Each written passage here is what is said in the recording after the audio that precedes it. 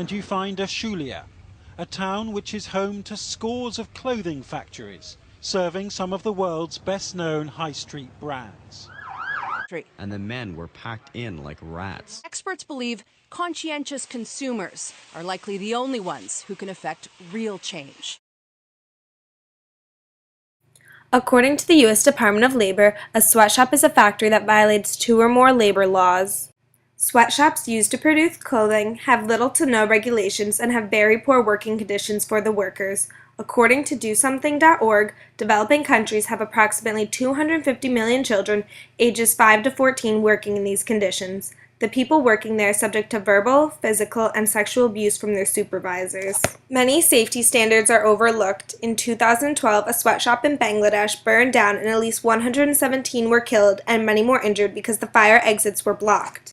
Not only are the conditions horrible for the workers, the real benefit only goes to the CEOs of the companies. They make tremendous profits that are not shared with their workers. I propose to make an international treaty to set standards worldwide.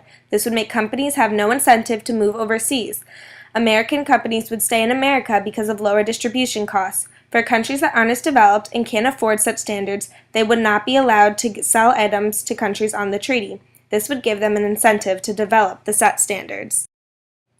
Overall, my plan would help prevent such a large wage gap between the CEOs and their workers. Consumers would pay slightly more but would get a product that didn't take advantage of the people that made it.